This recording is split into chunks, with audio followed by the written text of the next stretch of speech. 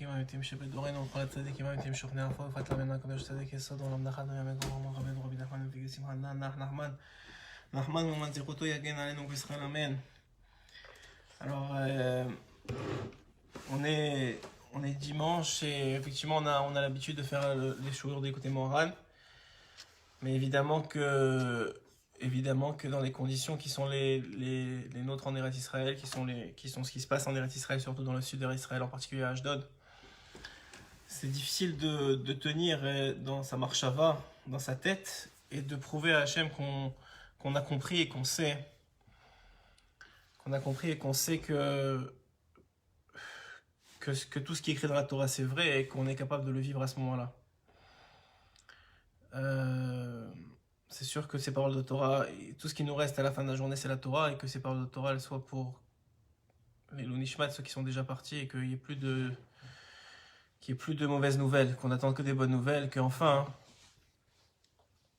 s'arrêtent les missiles et la haine contre le peuple d'Israël, et que Mashiach il se dévoile complètement pour dévoiler la vérité et laisser place au mensonge. Laisser que le mensonge s'en aille complètement. Donc c'est un peu compliqué de faire le shiur du dimanche, malgré que j'ai beaucoup réfléchi avant de le faire, mais je pense que si on faisait pas de Torah, alors ils auraient tout gagné.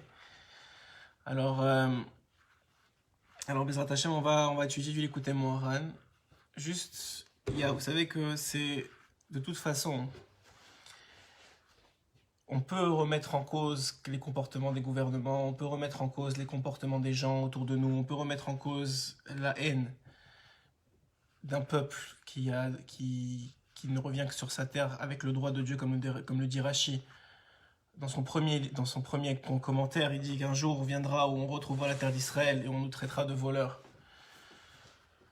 Et qu'on aura la Torah comme preuve que la terre d'Israël nous appartient et que Hachem, elle appartient à Hachem et qu'il la donne à qui il veut. Et on peut commencer à faire des discours philosophiques. Mais à la fin de la journée, il faut se demander qu'est-ce que Hachem il attend de nous. Qu'on soit là-bas ou qu'on soit pas là-bas, qu'on soit dans le sud d'Israël aujourd'hui ou qu'on le soit pas, c'est sûr que ceux qui sont et ceux qui vivent maintenant, particulièrement à Ashdod, ils ont une épreuve beaucoup plus compliquée à gérer. Mais à la fin de la journée, si on croit ce que Hachem nous dit, si on croit ce que les sages nous disent, que c'est la meilleure chose, que la situation dans laquelle on est aujourd'hui, dans l'instant présent, c'est la meilleure chose pour nous. C'est la meilleure chose pas seulement pour nous, mais c'est bon pour nous d'être dans une situation pareille. Alors quand ça va bien, on a l'habitude de le dire, quand ça va bien et que tout est dans les meilleures des conditions, dans le meilleur des mondes, c'est facile de le dire et c'est facile de le vivre. Mais quand on est dans des situations de stress, d'angoisse, d'attaque ou de problématiques différentes,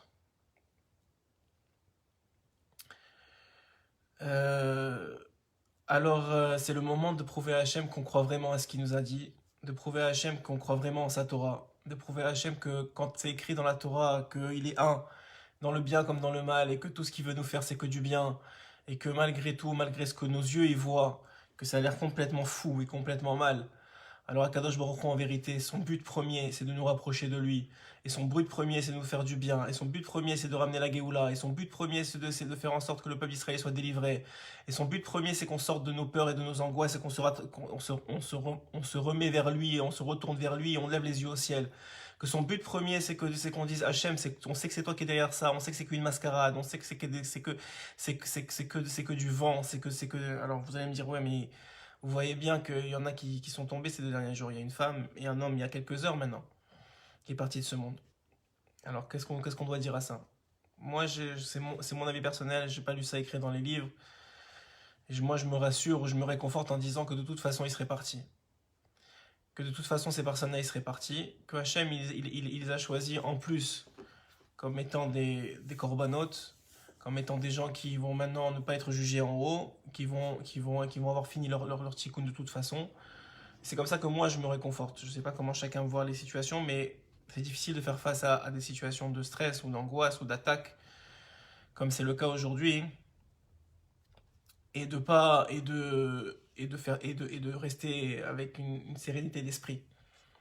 Mais ce qui est sûr, c'est que Hachem, comme dans toutes les situations de notre vie, il attend de nous qu'on accepte la réalité dans laquelle il nous met et qu'on y fasse face. Chacun où il est.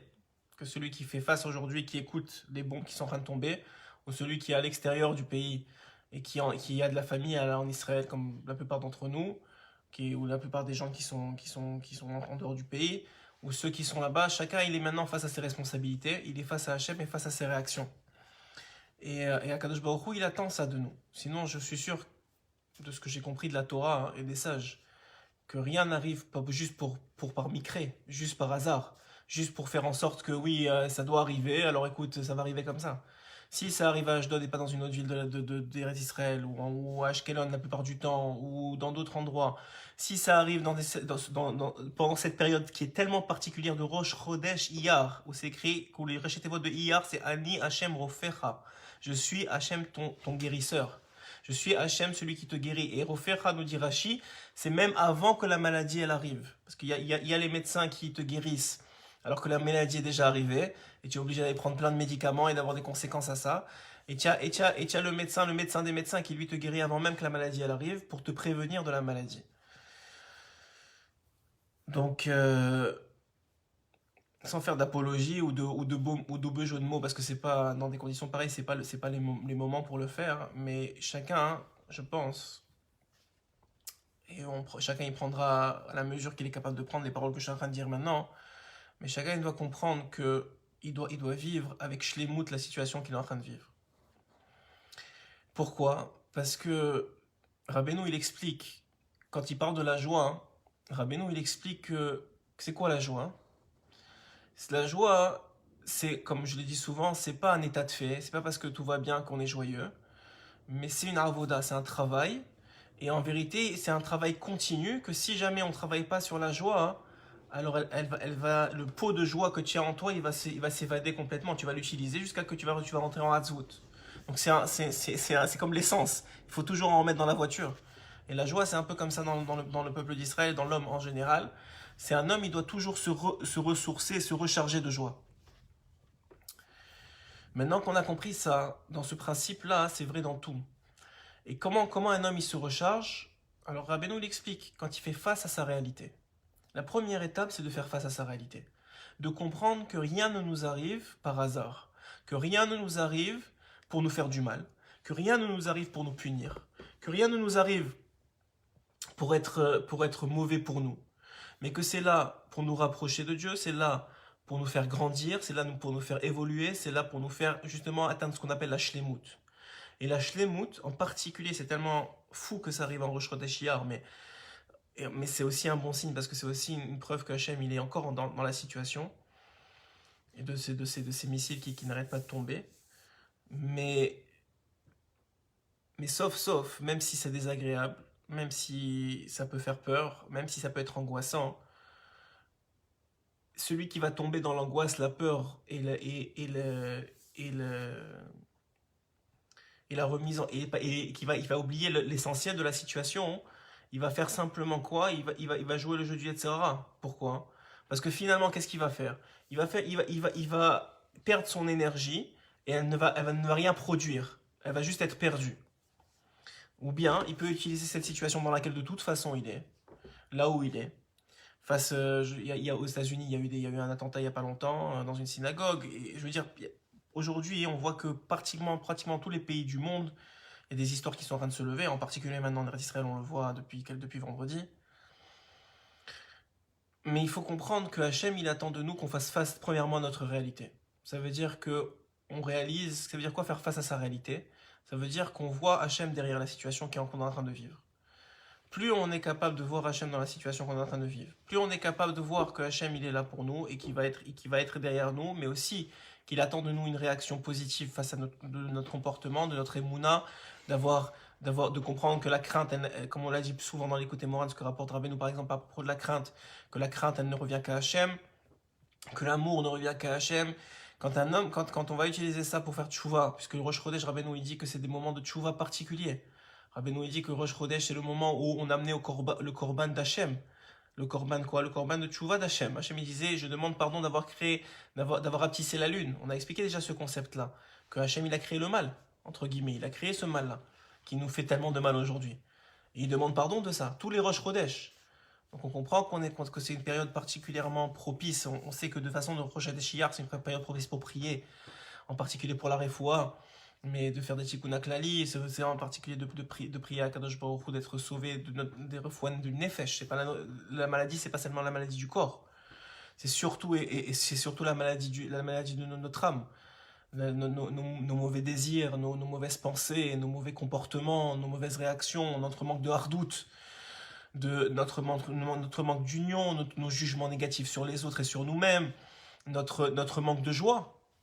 Vous savez très bien que dans Parashat Kitavo, où là-bas sont énumérées toutes les clalotes, les nouvelles Alechem que Hachem pourrait prévoir contre son peuple.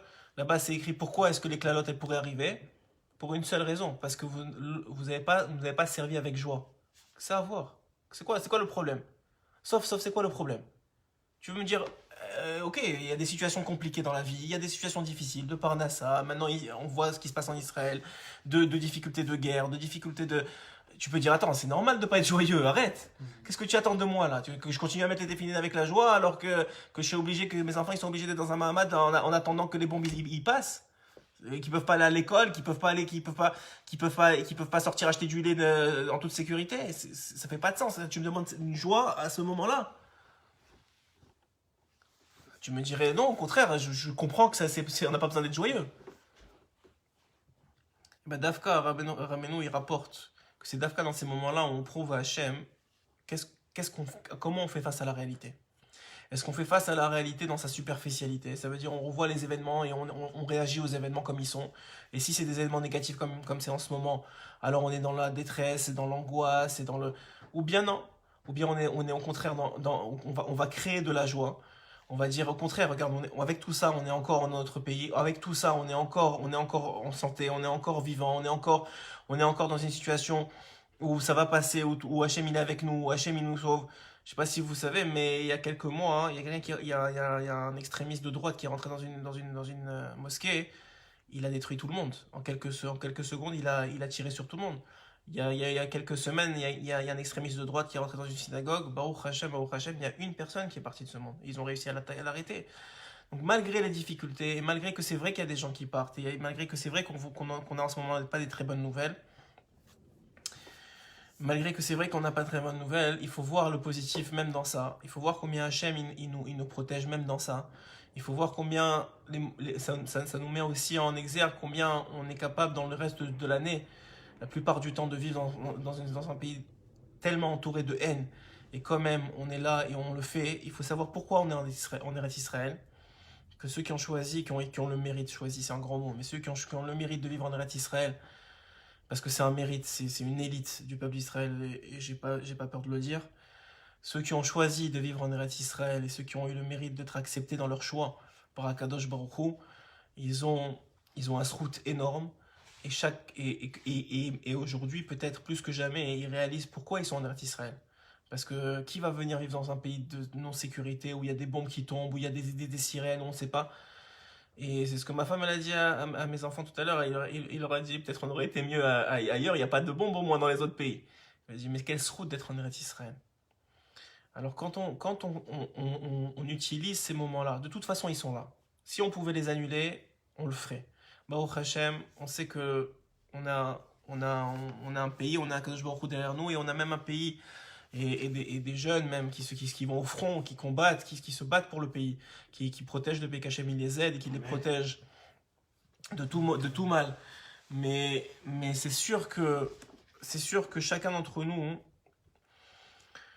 parce que Rabbeinu, j'ai l'impression qu'il aurait dit à ce moment-là, même si je suis loin de savoir ce que Rabbeinu l'aurait dit, mais ce que j'aurais l'impression de dire, c'est que de toute façon la situation elle est là. De toute façon il y a une réalité. Que ce soit ça ou une autre, il y a une réalité. Et cette réalité, elle n'est pas fortuite. Cette réalité, elle n'est pas pour rien. Cette réalité, elle est pour que tu montres à Hachem que ta place, elle est bien là, où tu es. Et que tu acceptes ta place et que tu en sortes le meilleur. Tu en sortes le meilleur. C'est vrai qu'on peut sortir détruit d'une situation pareille, ou on peut sortir grandi avec plus de Emouna, en voyant que Baruch Hashem nous a protégés jusqu'à maintenant, en voyant les vraies raisons pour lesquelles on est en Eretz Israël, qui sont parce que Hachem nous a demandé de l'être. Pas parce qu'il fait beau, pas parce qu'il y a la plage, ou pas parce qu'autre chose, mais parce que Hachem, il a demandé, ça, et ces moments-là, c'est les preuves que c'est pour ça qu'on y est. Et c'est parce que c'est une mitzvah de la Torah, parce que c'est parce que c'est une mitzvah que Hachem nous a demandé, c'est pour Hachem qu'on est là-bas. C'est pour faire la volonté d'Akadosh Baruch Hu. Et c'est pour ça qu'on fait les mitzvot. Et c'est pour ça qu'en vérité, quand Rabbeinu il dit que la joie la plus grande, la shlemout de la joie, c'est quand ça va pas. C'est parce que justement, tu prouves à Hachem quand tu es joyeux quand ça va pas, que tu n'es pas joyeux parce que ça va. Tu es joyeux parce qu'il t'a demandé de l'être. Tu es joyeux parce que les mitzvot, elles t'apportent de la joie. Tu es joyeux parce que tu as compris, derrière la réalité physique que tu vis, tu as compris quelle est la réalité spirituelle qu'il y a derrière. Tu vis la réalité spirituelle qu'il y a derrière la réalité physique. Tu vis Hachem, tu vis avec Hachem au moment où ça a l'air le moins probable de vivre avec lui. C'est facile quand tout va bien. C'est facile quand tout va bien. Bon, vous allez me dire, ouais, même quand tout va bien, on peut oublier. Bien sûr, c'est écrit dans la Gemara qu'une des raisons pour laquelle on fait Maïm Acharonim, Rabbi Nathan il rapporte ça, une des raisons pourquoi on fait Maïm Acharonim, c'est parce que quand on a bien mangé, on risque d'oublier Akadosh Baruch Hu. Et en oubliant Akadosh Baruch Hu, on fait Maïm Acharonim pour justement montrer à Hachem qu'on n'est pas, c'est pas nos mains qui ont créé la nourriture et c'est pas nos mains qui ont, même si on a travaillé pour récupérer la nourriture, mais c'est pas nos mains qui ont fait ça. Mais Dafka, c'est Hachem lui-même qui nous a donné, à travers le travail de nos mains, le fruit qui nous a permis de manger. Donc je pense que dans ces situations-là, hein, vous savez, c'est écrit pourquoi à Yom Kippour on nous demande de jeûner. Il y a un mamar comme ça, hein, de Moussard, qui demande pourquoi à Yom Kippour on nous demande de jeûner. Alors la plupart si je vous pose la question, la plupart des réponses qui vont sortir, c'est parce qu'il faut s'élever spirituellement, et parce qu'il faut annuler sa matérialité, et parce qu'il faut oublier son corps. Mais si je vous demande à 4h de l'après-midi ou à 2h de l'après-midi, quand vous êtes en train de prier, ou vous êtes à la synagogue, à quoi vous pensez? Vous allez avoir beaucoup de personnes qui vont penser à leur corps, et au fait qu'ils ont faim, qu'ils ont soif, qu'ils sont fatigués. Alors tu me dis, je comprends pas. Si c'est pour oublier ton corps, Hachem, il aurait dû dire à midi, vous mangez un petit peu, au moins vous êtes bien, et après vous revenez prier. Vous avez oublié votre corps. Si vous avez mangé, vous avez oublié votre corps. Oui? Mais finalement, c'est pas ça. On jeûne et on pense de plus en plus à notre corps. Alors c'est quoi le travail de Yom Kippour? En vérité, le travail de Yom Kippour, c'est le travail de chaque événement qui est difficile dans la vie. C'est que le fait que maintenant tu réalises combien ton corps, il te contrôle. Combien ton corps, il est difficile de le priver de manger, et de le priver de boire, et de le priver de toutes les bonnes choses de la vie. Alors à ce moment-là, tu réalises qu'est-ce que tu fais avec ton corps tout le reste de l'année? Que tu n'as pas ce problème-là de jeûner, que tu n'as pas cette difficulté-là de jeûner, et que Dafka, tout le reste de l'année, qu'est-ce que tu fais avec ce corps-là? Alors peut-être que dans ces moments un peu difficiles, c'est le moment de se poser la question, qu'est-ce qu'on fait avec Israël tout le reste de l'année? Qu'est-ce qu'on fait avec nos vies tout le reste de l'année quand on peut marcher où on veut, quand on peut travailler où on veut, quand on peut manger ce qu'on veut? Qu'est-ce qu'on fait avec ça? Aujourd'hui, Ashdod est sous les bombes, Ashkelon est sous les bombes, Sderot est sous les bombes. On a presque une partie du pays qui ne peut pas faire ce qu'il veut, qui est complètement limité, qui sont obligés de rester pour des raisons de sécurité, en tout cas quand il y a des enfants dans la maison, qui peuvent rien faire de trucs, qui sont limités, les écoles sont fermées. Alors, on peut se plaindre et dire qu'est-ce qu'ils font le gouvernement, et qu'est-ce qu'ils font l'armée, et pourquoi ça continue. C'est vrai, on peut faire ça, mais à quoi ça va servir? Hachem, il nous envoie un message à chacun d'entre nous. Et peut-être c'est le moment de se dire qu'est-ce qu'on fait, nous, quand on a le choix de faire les choses. Quand on a une voiture et qu'on peut se déplacer sans bombe. Quand on a une maison et qu'on peut y vivre et qu'on peut faire des Shabbats et des Dvar Torah. Quand on a la liberté d'étudier la Torah ou pas. Quand on a la liberté de se lever le matin pour aller à la synagogue. Quand on a la liberté d'arrêter les cris dans les maisons. Quand on a la liberté d'arrêter les jalousies. Quand on a la liberté d'arrêter les... Est-ce que maintenant, quelqu'un pense à la voiture de son voisin ou à la maison de son voisin ou à... C'est devenu secondaire. Mais en vérité, ça devrait être comme ça même dans le bien. Ça devrait être comme ça même dans le bien. Qu'est-ce qu'on s'en fiche que lui il a la Mercedes ou qu'il n'a pas la Mercedes, que lui il a ce poste ou pas ce poste, que lui il est... J'ai ma vie. Pourquoi sur des choses aussi banales et aussi illusoires et aussi inutiles, je me dispute avec ma femme ou je me dispute avec mon mari? Pourquoi je me fais des remontrances tellement précises et tellement pointues et tellement méchantes à mes enfants? alors que finalement ils sont en vie, ils continuent à vivre, ils sont en santé. C'est peut-être dans ces moments-là hein, où notre liberté est limitée par Akadosh Baruch Hu. Pas par les Arabes, pas par ceux qui nous envoient des missiles, parce que eux ils ont rien entre les mains. Il n'y a rien qu'ils peuvent faire sans la volonté d'Hachem derrière. Il n'y a rien qu'ils peuvent nous faire sans qu'Hachem soit d'accord derrière. Il n'y a rien qu'ils peuvent nous faire. Et donc Davka, ce que Rabbeinu il explique ici, c'est que bien sûr que notre réponse à de la violence et à de la haine, bien sûr que notre réponse à la violence et à la haine, ça doit être de prier, ça doit être de nous retourner, de lever notre tête vers Hachem, surtout maintenant que de toute façon, physiquement, à part pour les soldats qui sont sur le front, il n'y a pas grand-chose à faire. Bien sûr que ça doit être qu'on doit prouver à Hachem que Dafka, on se remet en question sur nos comportements alors que quand ça allait bien et quand on avait le choix de faire ce qu'on avait envie de faire. Et bien sûr qu'on prie surtout pour toi, Israël, et pour tous les autres, plus que pour nous-mêmes. Et bien sûr on remet en question et qu'on essaie et que ce que Hachem il veut, s'il y a quelque chose de positif de sortir d'une situation pareille, c'est ce qu'Hachem il veut, c'est qu'on atteigne la shlemut. Et la shlemut, ça vient par le travail. Ça vient, comme il dit Rabbeinu, par trouver sa place. Ça vient par comment on trouve sa place. J'en ai déjà beaucoup parlé, ce que Rabbeinu il dévoile, le fait de faire Chatzot, de se lever à Chatzot Laïla. Aujourd'hui, c'est les bombes qui te réveillent à Chatzot. Quand toi tu as le choix, est-ce que tu te réveilles? De te lever à Chatzot Laïla, de combattre ton Yetzirara, de prier à Kadosh Baruch Hu, de prier pour la reconstruction du troisième temple. Vous savez, on a beau dire, c'est pas nous qui allons reconstruire le temple, mais Rabbeinu il explique que c'est notre volonté qu'elle l'a recréé. C'est même si physiquement, c'est pas nous qui allons reconstruire le temple, même si physiquement le troisième temple, c'est pas nous qui allons le reconstruire. Mais ça n'empêche pas que c'est notre volonté qui crée les briques, c'est nos prières qui créent les briques. C'est notre union entre nous qui crée les briques de ce troisième temple. Même s'il est complètement spirituel, c'est une fois qu'il sera complètement complété spirituellement par nos prières, par nos unions, par notre travail sur nous-mêmes, par nos comportements positifs, par notre vision de la vie positive, par notre joie. Alors à ce moment-là, hein, une fois que ça se sera fait, il sera complété en haut et il descendra en bas. Et ça, c'est vrai que c'est Hachem qui va le faire, qui va utiliser grâce au tzaddik, comme Betzalel l'a fait à son époque, tout l'agencement du troisième Beth Amikdash et qui va le faire descendre. Et c'est vrai qu'on a raté probablement une occasion de Géoula pendant ce Pessah, puisque tous les Pessahs, c'est des occasions de Géoula. Et si un Pessah est passé encore une fois, c'est qu'on n'a pas totalement fait le travail qu'il fallait faire et que ce n'est peut-être pas encore le moment. Mais aujourd'hui, on pense, dans la Torah, en tout cas si on se fie à ce que les sages nous disent, que c'est les moments difficiles qui font grandir l'homme. Il y a deux solutions. Soit faire face à la réalité qu'on a et de voir Hachem derrière, et voir la réalité spirituelle qu'il y a derrière. Et au contraire, être là pour prier pour les autres, s'il y a des marloquettes avec les gens, les régler.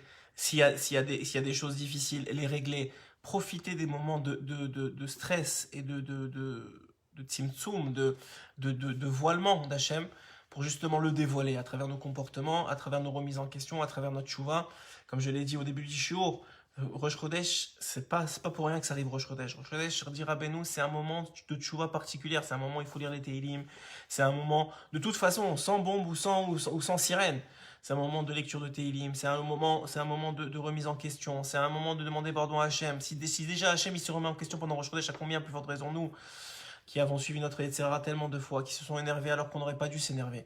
Quand on voit aujourd'hui, quand on relativise par rapport à des choses vraiment graves, on a perdu un Rav de 21 ans dans une voiture.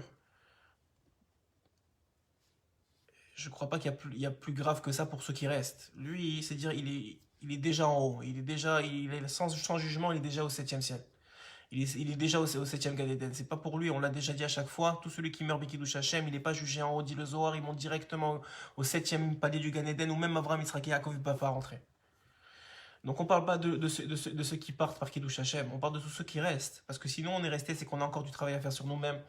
C'est qu'encore, on n'a pas encore mérité la Géoula. C'est qu'encore, on veut pas encore assez la Géoula. C'est qu'on veut pas encore assez... On veut pas encore assez arrêter les conflits, arrêter de se prendre la tête pour des bêtises, arrêter de voir le mal chez l'autre, arrêter de regarder les choses qui vont pas, arrêter de commencer à se satisfaire, à être sa meilleure bechelko. On a commencé à lire les Perkei Avot. La vraie joie, dira Benoît Kadosh, c'est sa meilleure bechelko. C'est quelqu'un qui trouve sa place. Grâce à quoi? Grâce à son étude de Torah, grâce à ça, Saïd Bodedout, grâce à Chatzot, tout ça va lui donner sa place. Grâce à la Torah elle-même.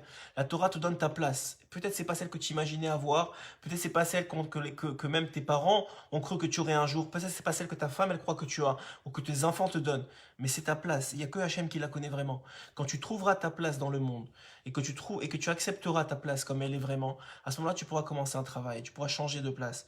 Comme dans le conte de Rabbeinu, lorsque, entre le Tam et le Chacham, il n'arrêtait pas de bouger dans le monde entier. Pourquoi? Parce que sa place ne lui convenait jamais.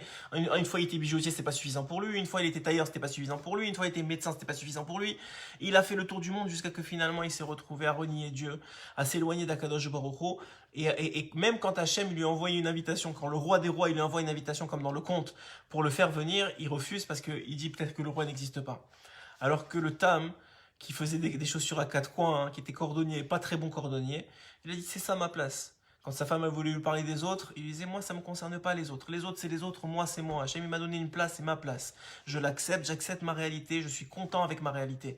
Et j'en tire le meilleur. Je tire le meilleur de ce que je vois chez mes enfants. Je tire le meilleur de ce que je vois chez ma femme. Je vois que c'est quelqu'un de tsniout, c'est quelqu'un de bon, c'est quelqu'un d'honnête, c'est quelqu'un de droit, c'est quelqu'un de gentil, c'est quelqu'un qui m'aime. Mes enfants, c'est des gens, c'est des enfants gentils, c'est des enfants droits, c'est des enfants qui sont intelligents, qui sont en santé. Tout ça, c'est le moment peut-être aujourd'hui, face à l'adversité, de remettre en perspective, de remettre en perspective toutes les bonnes choses qu'on aurait dû tous les jours remercier Hachem pour, qu'on devrait tous les jours mettre en exergue pour dire notre sécurité, notre terre, le fait qu'elle redonne ses fruits, le fait que toutes les promesses des navis sont en train de s'accomplir en Eretz Israël, que la terre redonne ses fruits alors que vous dépassez la frontière israélienne, il n'y a plus rien qui pousse. S'il y a quelque chose de positif à sortir d'une situation aussi grave que celle qui est en train de se passer, parce que c'est pas parce que Hachem nous protège depuis des années que c'est pas grave qu'on reçoive répétitivement et très régulièrement des bombes dans des villes habitées, alors que nous on travaille, on fait on embête personne, on est là dans notre situation à vouloir faire grandir notre pays et même les autres. Et quand même, à chaque fois, ça revient. Mais ça, c'est pas notre responsabilité. Notre responsabilité, c'est qu'est-ce que nous, on fait. Et c'est pas peu de dire que l'armée Israël est l'une des plus morales du monde. Et c'est pas peu de dire que le peuple d'Israël est l'un des plus morales du monde, malgré tous les détracteurs qui, eux, veulent faire cacher leur manque de moralité derrière des lois et des préceptes qui n'en sont pas. Mais malgré que tout ça soit vrai, aujourd'hui, chacun dans sa maison, avec les sirènes qui sonnent pour ceux qui sont dans le sud d'Israël, ou même pour ceux qui ne sont pas, ceux qui entendent et qui ont de la famille, qui y sont, notre responsabilité à chacun d'entre nous, c'est de se rappeler que c'est Hachem qui gère le monde, de se rappeler qu'il n'y a rien qui peut faire, qu'il n'y a rien qui peut dire, qu'il n'y a rien qui peut être fait sans que Hachem y soit d'accord, et que s'il est d'accord, c'est parce que c'est pour notre bien. Malgré que ça a l'air pas mal, celui qui a les yeux pour voir et qui a la Torah dans sa poche et dans sa tête, comme on dit la Torah, qu'il a la Torah Beyado dans sa main, alors il comprendra qu'il y a Hachem derrière ça, il comprendra que c'est un moment extrêmement propice pour amener la Géoula, c'est un moment extrêmement propice pour amener le shalom, c'est un moment extrêmement possible pour grandir, c'est un moment extrêmement propice pour relativiser les choses mauvaises qui nous arrivent dans la vie, et au contraire, sortir le bien qu'il y a chez nous, et dans notre famille, dans nos proches, et dans notre vie quotidienne. C'est un moment propice. C'est un moment propice pour faire ce que la Torah nous demande de faire.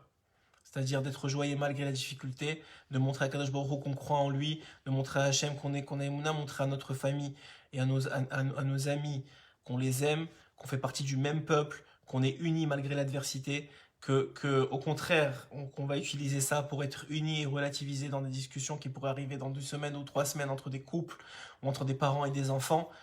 C'est ça qu'il faut sortir de bien de cette situation-là. Hachem, il ne peut pas permettre quelque chose de mal. C'est pas possible de dire ça. C'est contre tout ce qui peut. Alors vous allez me dire, il y a eu des pogroms, il y a eu des difficultés. C'est vrai. C'est vrai qu'il y en a eu. Et c'est vrai qu'on a connu, le peuple d'Israël, beaucoup, beaucoup de difficultés dans la vie. Mais sauf quand on étudie la Torah et quand on voit ce que les sages nous apprennent et ce que les sages nous montrent face à l'adversité,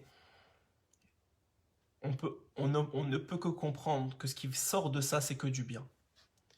que ce qui sort de ça, ça ne peut être que du bien. Et à la fin, ce sera dévoilé que c'est ça, que c'est du bien. Et que si pendant Rosh Chodesh, hier, au lieu d'aller à la plage, au lieu que les enfants aillent à l'école, au lieu que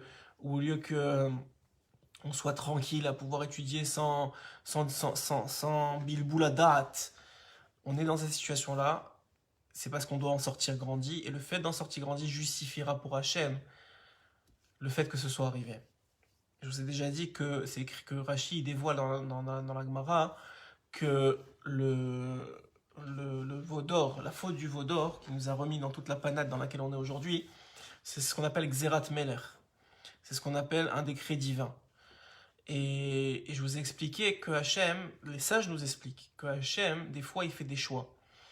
Et par exemple, le veau d'or en est un. Il a préféré que le peuple d'Israël tombe dans la faute du veau d'or plutôt qu'il reste dans la gava de la réception de la Torah, dans l'orgueil de la réception de la Torah. Alors c'est des choix à faire, et ces choix, si Hachem il les fait, c'est parce qu'ils vont être finalement positifs.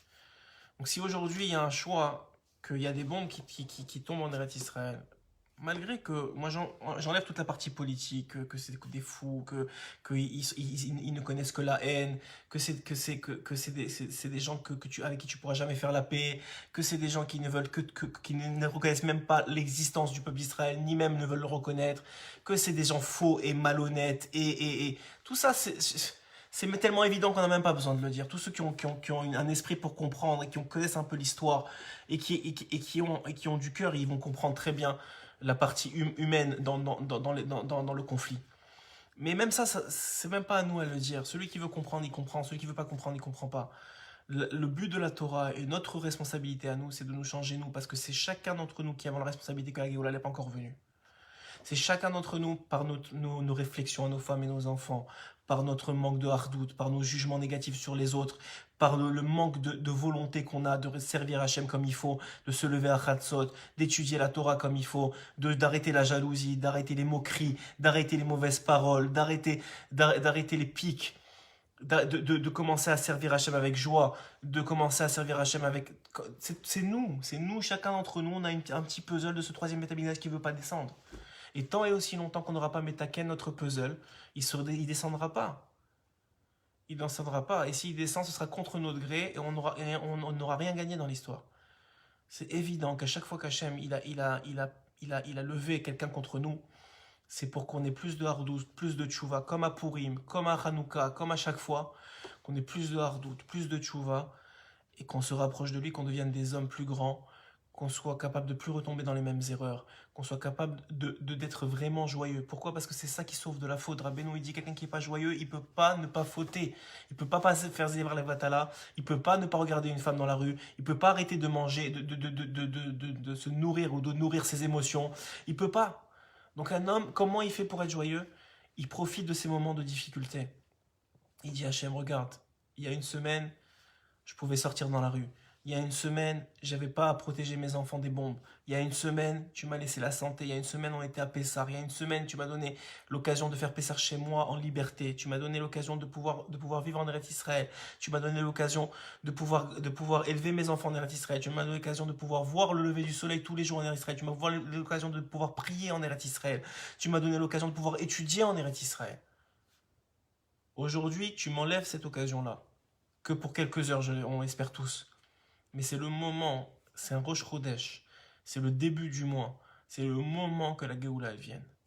C'est le moment de prouver à Hachem, de montrer à Hachem qu'on veut que la Géoula elle vienne, qu'on en a marre d'être les responsables de nos propres échecs, qu'on en a marre d'être les responsables que les autres autour de nous soient tristes, d'être responsables de pas faire face à nos réalités, à nos responsabilités en tant que mari, en tant que père, en tant que juif, qu'on en a marre de faire des choix pourris, de préférer aller au cinéma. Je sais pas, je vous donne un exemple, mais chacun il sait où il en est, ou de regarder un film ou une série télévisée au lieu de se retrouver en famille, de prier, d'étudier, de parler de Torah, d'enseigner ce que Hachem il veut de nous, de dévoiler Hachem dans le monde, d'apprendre sur Akadosh Baruch Hu, d'apprendre, de passer des moments d'union avec ses amis, avec ses communautés, avec sa famille, d'arrêter de se parler les uns sur les autres, d'arrêter de se critiquer les uns sur les autres.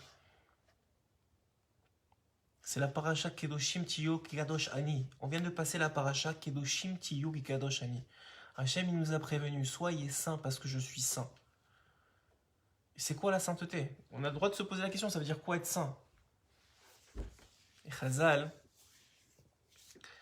il nous dévoile que la sainteté, elle passe par, avant la faute ou avant la mitzvah, elle passe par des comportements qui se rapprochent de ce que Hachem, de la réalité et de la conception et de la conscience que Hachem il est présent avec nous.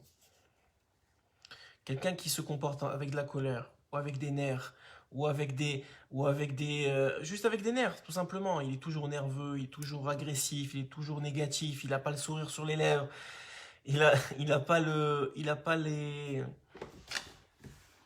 sourire sur les lèvres, il vit pas la Torah qu'il étudie, il étudie pas la Torah Bichlal. Alors quelqu'un qui est comme ça, il voit l'Hachem, et on a dit que le rôle du juif dans le monde, on l'a dit, on l'a répété tellement de fois, que le rôle du juif dans le monde, c'est de dévoiler Akadosh Baruch Hu par son comportement, par sa tzniut, par sa bouche, comment il parle, par sa pensée, comment il réfléchit, par ses comportements, comment il réagit, alors que d'autres auraient explosé de nerfs et lui il se tait, et au contraire il accepte la critique, il accepte la remontrance, il accepte la remise en question, il veut s'améliorer, il veut évoluer, il veut grandir. Si c'est pas maintenant dans des conditions difficiles qu'on fait ce travail-là, hein, je vois pas où et quand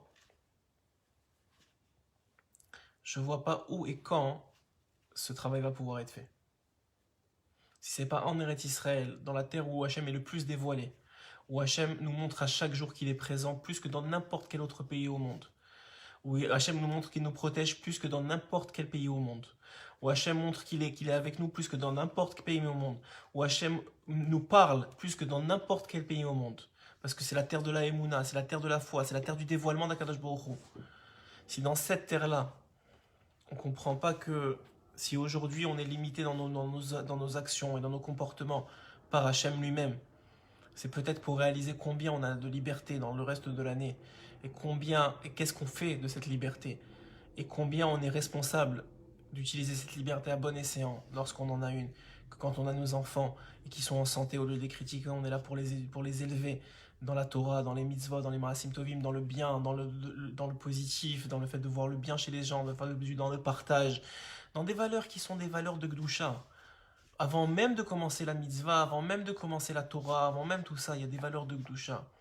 Il y a des valeurs de tzniut, il y a des valeurs de fidélité, il y a des valeurs d'amour, il y a des valeurs de respect, il y a des valeurs que chacun d'entre nous, où que vous soyez, qui que vous soyez, on pêche dans l'une de ces valeurs-là, si ce n'est pas plusieurs, et à plusieurs reprises dans chaque jour.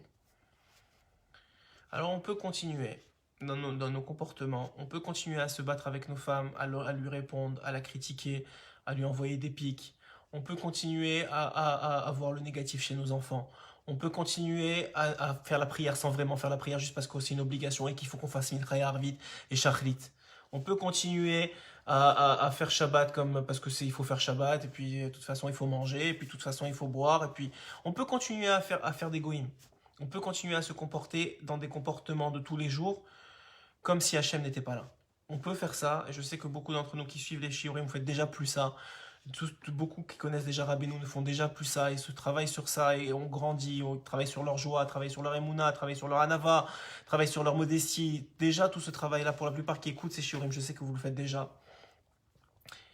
Mais on sait que c'est pas suffisant, parce que si nous on connaît Rabbeinu Akadosh, et si nous on connaît le tzaddik, c'est encore plus que les autres, on a là cette responsabilité-là de faire ce travail-là. Parce qu'on a été choisi, et on a eu ce privilège, comme ceux qui vivent en Eretz Israël, qu'ils ont ce privilège-là d'être plus proches d'Hachem. Et c'est indéniable que celui qui vit en Eretz Israël, ne serait-ce que parce qu'ils sont en train de vivre maintenant, que tous ceux qui habitent dans le sud, qui sont en train de vivre les bombes et la protection d'Hachem, et le fait que ça explose dans leurs oreilles, mais que Baruch Hachem, il n'y a pas de dégâts, et que ça s'arrête rapidement, Bezrat Hachem. Juste le fait de vivre, c'est un privilège, la même chose quand tu connais le tzaddik. La même chose quand tu connais le tzaddik. Que c'est une responsabilité quand tu connais le tzaddik de te comporter mieux, d'être plus joyeux, de transmettre la joie aux autres, de transmettre de l'amour aux autres, de transmettre du positif aux autres, d'amener la Géoula pratique, la délivrance individuelle. Parce que qu'est-ce qui empêche la délivrance individuelle? C'est encore le fait que le cerveau, il se focus sur ce qui va pas. Le fait que tu es toujours en train de remettre en question ta valeur. Le fait que tu as jamais, t'es jamais en capacité de connaître ta place. T'as toujours l'impression que tu vis à travers le regard des autres, qu'il faut que tu fasses ça, donc c'est pour ça que tu le fais, mais c'est pas pour HM, c'est pas parce que c'est ça le métier que tu veux faire, c'est pas parce que c'est ça que tu veux étudier, c'est pas parce que c'est ça que tu as le sentiment qui te procure de la joie. Non, c'est parce que c'est bon, on m'a dit de le faire, parce qu'il faut le faire, parce que. Mais ça, HM, il en veut plus. Si je comprends ce que dit Rabbeinu, HM, il veut plus de ça. Tu sais, tu veux pas faire, ne fais pas. Ne fais pas, tu veux pas faire, ne fais pas. Tu veux pas te réveiller le matin, ne te réveille pas. Mais juste comprends une chose, que ta Géoula, elle passe par le fait de te réveiller le matin. Maintenant, tu peux pas aujourd'hui. T'arrives pas à te réveiller le matin. T'arrives pas à arrêter de crier. Alors continue à crier. Tu sais quoi? Continue à crier. Mais ne justifie pas tes cris. Ne commence pas à dire, tu comprends, je crie parce que c'est normal, les enfants, ils sont comme ça, ou mon mari, il est comme ça, ou ma femme, elle est comme ça. Commence pas à justifier. Parce que si tu justifies, tu changeras jamais d'état. Parce que tu trouves pas ta place, t'es pas encore dans ta place. Tu bougeras pas. La première chose à faire, c'est accepter notre réalité telle qu'elle est, accepter nos défauts, accepter la place qu'il nous donne Hachem aujourd'hui, au jour T. C'est une place qui évolue, c'est une place qui va changer. Mais si on n'accepte pas la place qu'on a aujourd'hui en tant que mari, qu'on a la femme qu'on a et que c'est la meilleure pour nous, qu'on a les enfants qu'on a et que c'est les meilleurs pour nous, qu'on a le travail qu'on a et que c'est le meilleur pour nous. Maintenant, si aujourd'hui j'accepte mon travail et que face à mon travail, je ne trouve pas de plaisir, je suis pas épanoui, je suis pas bien, eh bien effectivement, je vais changer de travail. Je vais chercher un nouveau travail, je vais faire ça intelligemment, etc. Si face à ma femme, j'ai des difficultés, j'ai des difficultés dans mon couple, eh ben, il faut avoir la responsabilité de prendre son courage à deux mains et de parler, de discuter avec sa femme, parce que sa femme, c'est pas son travail. Sa femme ou son mari, c'est la meilleure chose, ça a été calculé au millimètre près. Et c'est pas quelque chose comme un travail qu'on change, c'est quelque chose qui fait évoluer, qui fait travailler l'individu dans les choses qui sont même cachées de lui-même, que sa propre place, il la connaît pas, que c'est que Hachem qui la connaît, qui passe par des intermédiaires, par des shluchim, par des envoyés, comme dit la Torah. Il envoie des shluchim pour nous réveiller, pour nous montrer la voie à suivre et pour nous dire de quoi travailler, c'est quoi le moment, c'est quoi la difficulté. Donc quelqu'un, il doit faire face à sa réalité, il doit faire face à ses erreurs, doit faire face à ses manques, il doit faire face à ses difficultés. Et c'est dans la difficulté qu'on peut faire face. Parce que si tout va bien, on dit, bah c'est pas grave, de toute façon tout va bien. Bah s'il y a quelque chose qui va pas, c'est pas grave, on ferme les yeux dessus. Mais le fait de fermer les yeux ou de justifier ce qui va pas, hein, ça fait en sorte que ça se gangrène, ça pourrit. Et quand ça pourrit, qu'est-ce qui arrive? On peut pas le travailler, ça ne fait que s'empirer. Donc au contraire, on doit profiter de ces moments-là pour continuer à s'attacher au tzaddik, accepter notre réalité, y faire face, montrer à Hachem qu'on croit en lui, montrer à Hachem qu'on a confiance en lui, montrer à Hachem qu'on regrette les moments de manquement qu'on a eu chacun d'entre nous et qu'on aura peut-être encore, mais qu'on veut qu'ils s'arrêtent, qu'on veut les changer, qu'on veut la Géoula, qu'on veut Mashiach, qu'on veut qu'il arrive, qu'on en a marre de cette haine contre nous, qu'on en a marre de ces familles qui implosent, de ces enfants qui sortent du derrière parce que leurs parents ne leur ont pas montré assez d'amour, qu'on en a marre d'être des mauvais parents, qu'on en a marre d'être des mauvais maris ou des mauvaises femmes, qu'on en a marre d'être des mauvais juifs.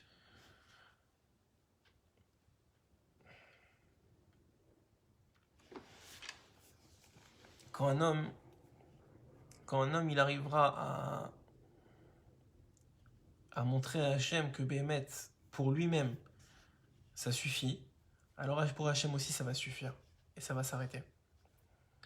Alors juste parce qu'on a l'habitude de faire du l'écouté Moran et on est maintenant dans l'écouté Moran 16, on va dire quelques paroles de Rabbeinu, que son srout et que le srout de tous les tzadikim protège Am Israël, protège les soldats de Am Israël, protège tous ceux qui sont en première ligne, protège les villes qui sont attaquées en ce moment, et que enfin, Béhémet, on ait un dévoilement complet de la Shrina, et ça viendra seulement par un dévoilement individuel de chacun d'entre nous, qui choisira de dévoiler Hachem plutôt que de le cacher, par ses choix de comportement, par ses choix d'émissions qu'il va aller voir, par ses choix de Torah, c'est vrai que c'est pas facile de s'asseoir pour étudier, c'est vrai que c'est pas facile d'être souriant alors on a peur, on est angoissé, on a des problèmes dans la vie. C'est vrai que c'est pas facile continuer, de ne pas répondre alors qu'on a reçu une insulte ou une remontrance de sa femme ou de son mari. C'est vrai que c'est pas facile, que on a peut-être une façon que votre enfant il vous manque de respect, vous avez pas de patience, et de trouver la patience qu'il faut pour pas lui répondre et pour le réconforter. Mais aujourd'hui, sous les bombes, est-ce que vous crieriez sur vos enfants? Vous dites pourquoi t'as peur, ou pourquoi t'es pas bien, ou pourquoi est-ce que est-ce que vous maintenant vous regarderiez vos enfants et vous leur diriez ça? Bien sûr que non, vous seriez là pour les soutenir, lui dire tout va bien aller, Hachem il est avec nous, ne t'inquiète pas. Et bien même quand les bombes elles sont pas là, sachez que le Yetzirah il est toujours là, et que les bombes spirituelles elles sont toujours là, et que la réponse à ces bombes là c'est pas les nerfs, que la réponse à ces bombes là c'est notre comportement, notre savlanoutre, notre patience, notre amour pour autrui, notre comportement positif, notre sourire, notre joie, notre confiance en Hachem. C'est ça la réponse aux bombes spirituelles.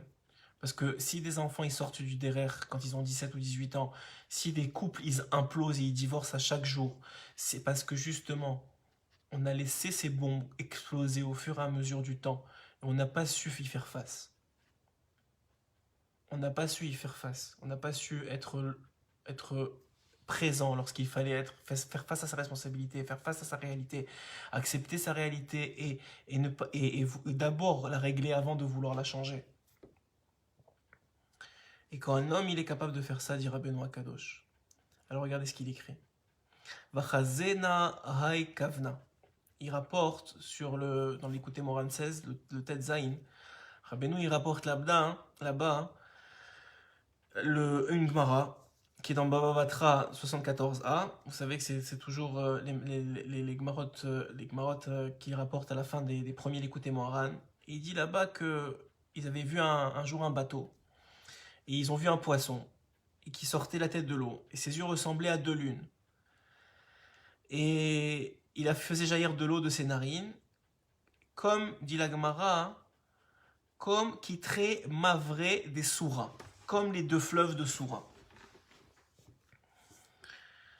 Alors, dit Rabbeinu Kadosh, Vachazena haikana, le poisson qu'ils ont vu dans la Gemara, c'est le tzaddik, Shehu tzaddik. Amchoune beshem dag, qui est appelé poisson, kayadoua, comme c'est connu, des apik rechem imemai, qui sortait la tête de l'eau, des dam yaen kitre siare, ou sia kitre mavre des soura, qui faisait jaillir, donc on a dit, des narines de ses narines, il faisait jaillir de l'eau. Qui if shar la tzadik layot marshavto meshotet tamid bechochmato alyonot, parce que le tzadik il peut pas constamment méditer sur la chokhma d'en haut. Le tzaddik, il peut pas constamment être connecté avec les mondes d'en haut, parce qu'il fait partie aussi de ce monde-ci. Il a une responsabilité face au peuple, face à ceux qui vivent dans la matérialité. Il a une responsabilité de les sauver, comme Rabbeinu l'a garanti. Il a dit, je suis garant de la génération que Mashiach il va venir, et Mashiach il va venir, et on prie pour qu'il vienne. Et si c'est pas maintenant, quand est-ce qu'on va prier? Si c'est pas sous les bombes, et sous les difficultés, et sous les sirènes, qu'on demande que Hachem ça suffit, que Hachem on veut changer, on veut être des gens meilleurs, on veut faire tchouva, on veut dévoiler ta grandeur, on veut dévoiler ta royauté, on veut que le monde entier reconnaisse ce que la Torah elle dit, ce qui est ta pensée, ce qui est ta volonté. Que eux ils ont que des écrits de fausseté et de mensonges. Alors quelqu'un qui fait ça, qui les famim tsarir la tset lachutz, alors à ce moment-là, dit Rabbeinu, le tzaddik il doit des fois sortir de ces mondes supérieurs, la asok bedivrei haolam, pour s'occuper de ce monde-ci. Et chacun d'entre nous, on a un tzaddik en nous, je vous l'ai déjà dit, Rabbeinu il explique que chacun d'entre nous, bien sûr qu'il parle du tzaddik Haemet, il parle de Rabbeinu Akadosh, il parle du Baal Shem Tov, il parle de Rabbi Shimon Bar Yochai, il parle de Moshe Rabbeinu. Bien sûr que dans ces côtés Moran, il parle de ça, mais aussi il parle de nous. Chacun d'entre nous, on est censé être le tzaddik de la famille, on est censé être le tzaddik de la communauté, on est censé être le tzaddik de la ville. Alors vous allez me dire, ouais, mais moi je suis pas tzaddik, c'est pas vrai. Chacun d'entre nous a une écoute du tzaddik, chacun d'entre nous, lorsqu'on baisse les yeux face à la dépravation, lorsqu'on agit kadosh. Lorsqu'on devient kadosh, on devient tzaddik, on se rapproche de la tzidkout. Lorsque, au lieu de s'énerver, on se calme et on se transforme en rachamanout, et on aime l'autre, et on voit le bien chez l'autre, et on ne jalouse pas, et on ne voit pas le mal qu'il y a chez notre frère juif. On est dans le Homer, on est dans la période où 24 000 Talmidei Chachamim sont morts parce qu'ils ne respectaient pas l'autre. On est dans cette période-là. On est dans la période où, sous les ordres de Rabbi Akiva, sous l'égide de Rabbi Akiva, le maître des maîtres de Ham Israël, que Moshe Rabbeinu, quand il a vu la prophétie, il a vu en roi HaKodesh Rabbi Akiva qui a enseigné les enseignements sur les couronnes des lettres de la Torah, il a dit, mais Hachem, pourquoi tu n'as pas pris lui pour sauver Ham Israël, pour sortir Ham Israël de la galoute, pour sortir Ham Israël d'Égypte?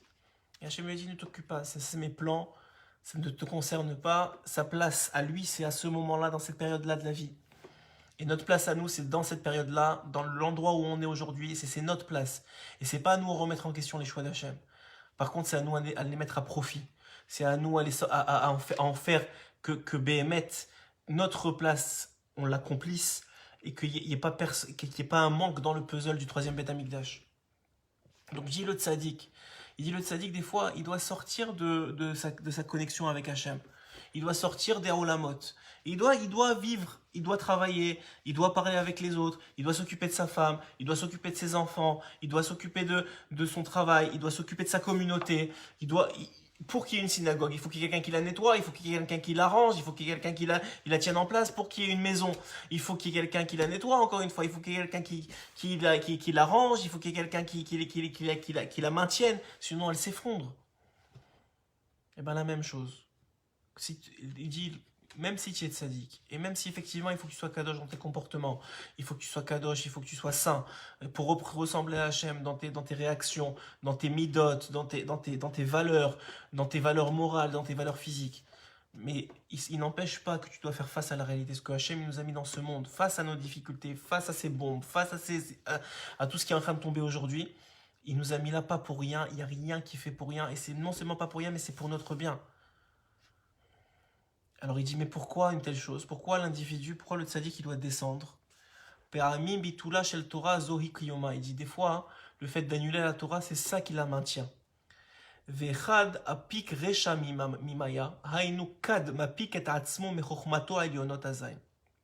veut dire quoi que le poisson, il sort la tête de l'eau? Ça veut dire justement que l'eau, c'est des sagesses supérieures. L'eau, vous ne savez pas combien c'est important, par exemple, de se laver les mains dès qu'on se réveille le matin pour enlever toute la touma. Ça a l'air de rien, mais l'eau, elle purifie.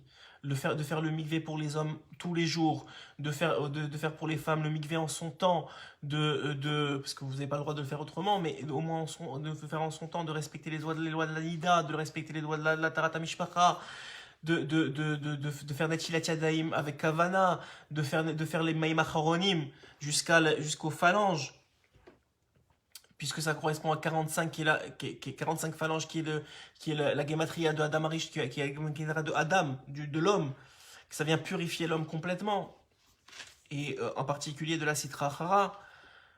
Donc quand un homme il comprend qu'il doit sortir la tête de l'eau, qui est aussi la Torah est comparée à l'eau, il doit sortir la tête de la Torah parce qu'aujourd'hui, on est face à des difficultés, parce qu'aujourd'hui, on est face à des gens qui nous haïssent, pour aucune raison, sans raison valable, sans bonne raison, juste parce qu'ils ont ça en eux, parce qu'ils sont incapables de vivre une vie, parce qu'ils sont pas à leur place, parce que le peuple d'Israël, en terre d'Israël, il est à sa place. Et puisqu'il est à sa place, il n'y a rien qui pourra le bouger jamais. Une fois qu'il est revenu sur sa terre et que c'est sa place, ce que Hachem lui a donné sa terre, il ne pourra pas le bouger. Il pourra faire ce qu'il veut, il ne bougera plus. Mais n'empêche que nous aussi, on doit savoir qu'on a notre place en Eretz Israël. Et pour ceux qui ne sont pas encore en Israël, il faut savoir que notre place, elle est en Eretz Israël.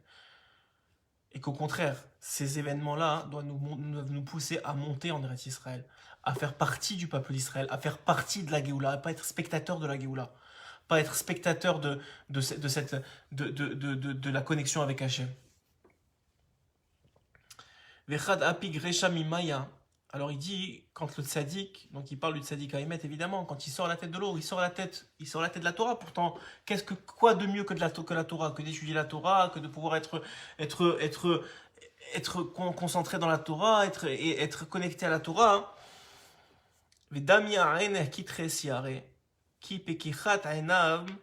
Mechunim al Shem HaChochma.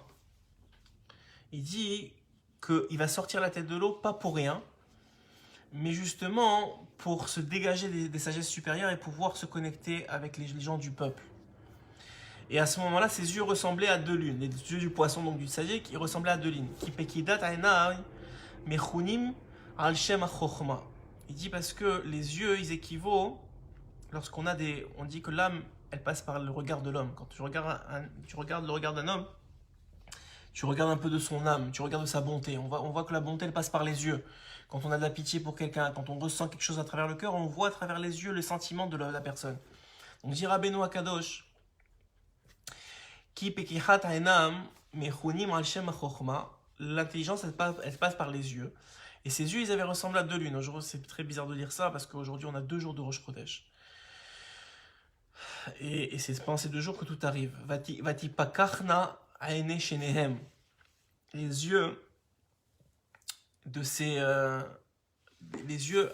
ces 2 yeux-là, ils ont commencé à dessaillir, c'est-à-dire ils ont commencé à être flous. Et quand il étudie la Torah et quand il se plonge dans la sagesse divine, alors les yeux ils commencent à s'éclaircir.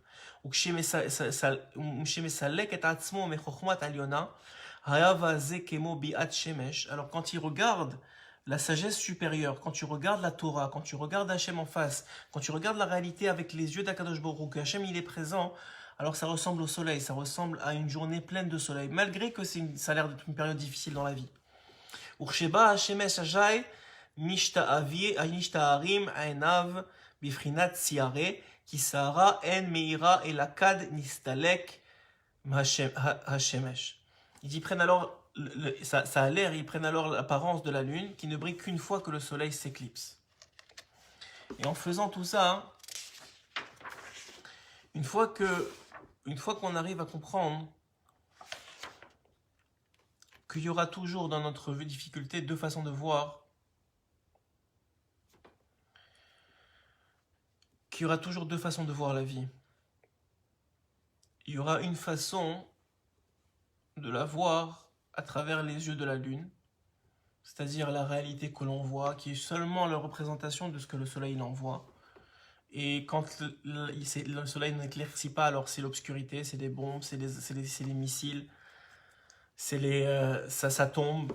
Et à ce moment-là, on est dans une sorte d'angoisse, de stress, ce qui est là une réaction totalement normale et totalement explicable. Mais c'est pas les yeux du tzaddik et c'est pas les yeux du shemesh qui voient comme ça. Ou au contraire, comme ils étaient à la Shoah, à la veille de mourir en train de chanter pour Hachem. Je sais que c'est complètement inexplicable aussi comme réaction, que ça a l'air presque pas humain. Mais il est sûr que c'est eux aujourd'hui, ceux qui ont choisi ce chemin-là, qui avaient raison. Et on n'est pas, Baruch Hashem, on n'est pas dans une période de Shoah. Et Baruch Hashem, c'est juste une période pré-messianique. Et c'est juste une période qui va apporter la Géoula, c'est sûr. Mais il dit Rabbeinu,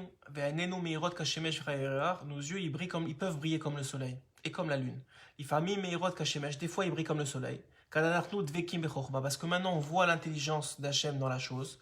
On voit que Hachem, il est présent avec nous. Mais des fois, on voit comme la lune. Quand on s'absente de méditer sur la Torah et sur la réalité de notre vie. Quelqu'un qui ne médite pas sur ce qui est en train de nous arriver maintenant.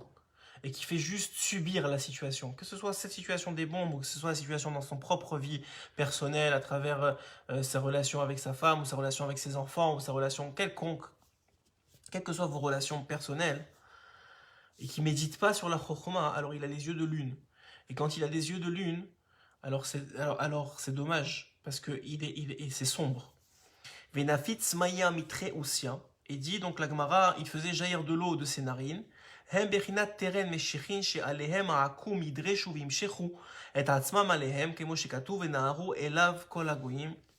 fait allusion quoi? À l'intelligence des nations qui rechercheront et par laquelle ils seront attirés. Ça veut dire que l'homme qui n'est pas illuminé par la Torah d'Hachem, il va aller chercher des explications dans les gouvernements, il va aller chercher des explications dans la politique, dans les médias. Ah, mais pourquoi ils ne rentrent pas à Gaza? Ah, mais pourquoi ils ont peur de quoi? C'est nous qui sommes attaqués. On peut essayer de trouver des raisonnements logiques. Et probablement que certains sont dans l'obligation de le faire par leurs responsabilités respectives.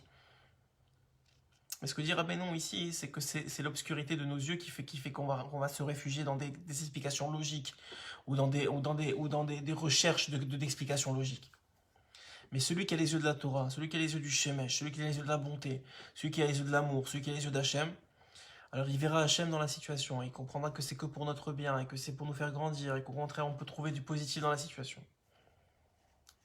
Tere Neharot Desura, et c'est notre responsabilité de la trouver. Tere Neharot Desura, Zebechinat Akum, Hachem, sans pour autant ne pas riposter, sans pour autant ne pas se défendre évidemment, sans pour autant ne pas nous protéger. On ne parle pas de ça, on parle chacun individuellement dans notre maison maintenant. Comment on peut aider à la reconstruction du troisième étage? Comment on peut aider à la venue du Mashiach? Comment on peut aider à la Géoula finale? Comment on peut aider à ce que ça s'arrête? Saru Maher Minad Derer. Vehem nichlalim bishte umot, Esav et Ishmael. Il dira Benoît Kadosh, ces gentils là, ces nations sont représentées par deux grandes nations qui sont celles de Esav et d'Ishmael. Et c'est à cause de eux, de leur philosophie, de leur islam extrémiste, complètement incompris, de leur non-compréhension de Dieu, de la volonté de Dieu, de leur capacité à se cacher derrière le Dieu qu'ils ont eux-mêmes créé, que ce soit les uns ou que ce soit les autres.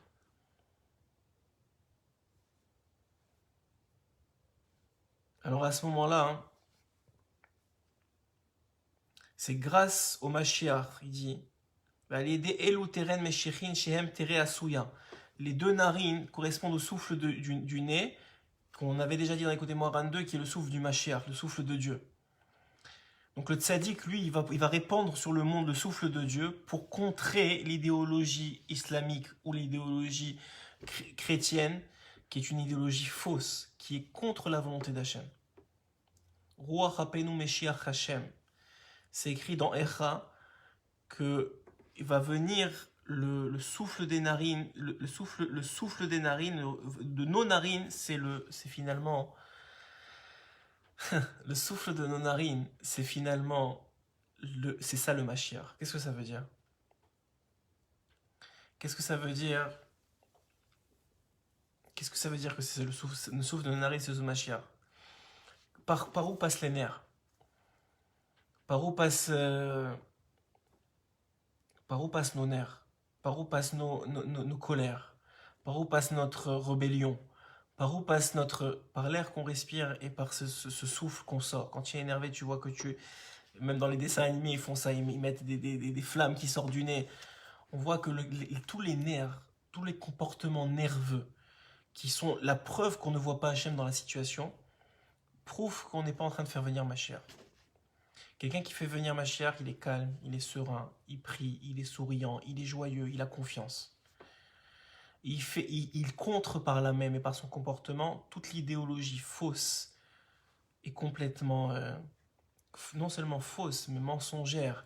Pas seulement mensongère, mais ils se mentent à eux-mêmes, en tout cas pour les Ishmaélites, parce que les Ishmaélites, eux, ils y croient vraiment en leur nous explique Rabbeinu, ils y croient vraiment en leurs mensonges. Aliada migalu imashru kinharot etzlam lilmod dvar Hashem. Mais grâce à notre comportement, grâce à notre vision des choses, grâce à Mashiach finalement, au fait que Mashiach il vienne, eux-mêmes vont faire tchouva finalement et vont revenir vers Akadosh Baruch Hu. Utren umin, et ces deux nations que sont Esav et Ishmael, inun teren ananin, dimchasin alananim, ce sont comme des nuages qui cachent nos yeux. Pourquoi? Parce qu'on peut pas, ils empêchent de briller le soleil. Ishmaël empêche de briller la lumière de Dieu. Ils croient qu'ils la font briller, mais c'est le contraire qu'ils sont en train de faire. Et le jour où ils vont le réaliser, c'est eux-mêmes qui brûleront leur église, c'est eux-mêmes qui brûleront leur mosquée, de honte de ce qu'ils ont fait. Au vigilisé, Tzarichat Tzadik Levatel et Devekuto. Et c'est à cause de eux, à cause du fait qu'ils sont des nuages devant les yeux des béné Israël, que le Tzadik il est obligé de sortir de ce que lui il préfère, c'est-à-dire être en dvekout, en complète connexion avec Hachem, que ne viennent pas se grandir Ishmaël et Esav sur nos yeux, et nous enlever, nous déconnecter de la chorma juive, de l'intelligence de la Torah, de l'intelligence de Dieu. Aval aliede teren meshichin. Mais grâce aux deux meshichin qui sont donc les deux Mashiach, que ce soit Mashiach ben Yosef ou Mashiach ben David, shiafutsu ma'inotehem chutza, que va faire en sorte ils vont sortir les torrents de vérité et de sagesse à l'extérieur. Veillez faire les kulam safa berura, et que tous les peuples transformeront leur idéal et vont accepter l'idéal juif, l'idéal israélite, l'idéal Israël. Azit kayem veya or alvana keorachama. À ce moment-là, s'accomplira la prophétie qui dit que la lumière de la lune sera aussi forte que la lumière du soleil. Ve azlo isaer levatel mitzveh kuto. Et grâce à ça, ne sera plus tenu de diminuer en rien notre attachement à Hachem. Qu'est-ce que ça veut dire? Je vous ai dit en début de shiur, et on va finir sur ça. Je vous ai dit en début de shiur que Ram Israël, que le jour de Rosh Chodesh est un jour très propice pour la tchouva, parce que Rabbeinu explique que Hachem a demandé au Béné Israël tous les Rosh Chodesh au temps du Beth Amikdash d'amener un korban pour lui. Pourquoi? Parce qu'il avait rapetissé la lune. C'est quoi rapetisser la lune?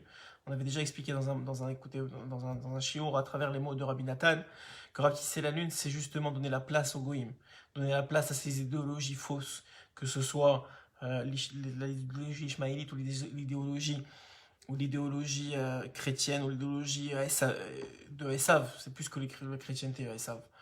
Et là, ces idéologies-là, de leur donner de la place, et même au sein même du peuple d'Israël, dans notre assimilation, qu'on est tombé dans ces modes de pensée, qu'on est tombé dans ces réactions goy, des goïms, et qu'on a obscurci nos propres yeux. On ne voit plus Hachem comme il faut, on ne voit plus la réalité comme il faut, on n'accepte plus notre réalité, et on ne veut plus l'accepter et la vivre en tant que juif. Alors quand on arrêtera ça de notre côté et que le tzaddik va nous aider à faire ce travail-là, alors Dafka, dit Rabbeinu Akadosh, c'est la venue du Mashiach. C'est ça qui va faire venir Mashiach. Donc c'est sûr qu'aujourd'hui, c'est pas des moments qu'on pourrait dire qui sont joyeux. On va dire, on s'approche de Yom Ha'atzmaut et c'est quand même pas des moments joyeux. On s'éloigne de Yom HaShoah. Et pourtant, on est encore dans une exil physique, encore plus que spirituel, ou peut-être spirituel encore plus que physique, c'est juste que le physique, on le ressent plus. Mais il n'en demeure pas moins que si vous comprenez bien ce qu'on a dit aujourd'hui, c'est notre responsabilité de travailler sur notre joie, de travailler sur notre avodat Hashem, de travailler sur nos midot, de travailler sur notre comportement, de travailler sur notre patience, de travailler sur notre confiance en Dieu, de travailler sur notre gentillesse, de travailler sur notre amour de l'autre, et en particulier dans notre famille, au sein propre, de travailler de voir le positif chez l'autre, de travailler sur le fait d'accepter notre place et d'en sortir le maximum et le mieux, chacun là où on est, là où on se trouve dans notre vie. C'est ça, mamash, que Hachem attend de nous. C'est ça, dévoiler Hachem dans le monde. Et c'est ça qui va faire venir la Géoula. Amen, Kinyaratson.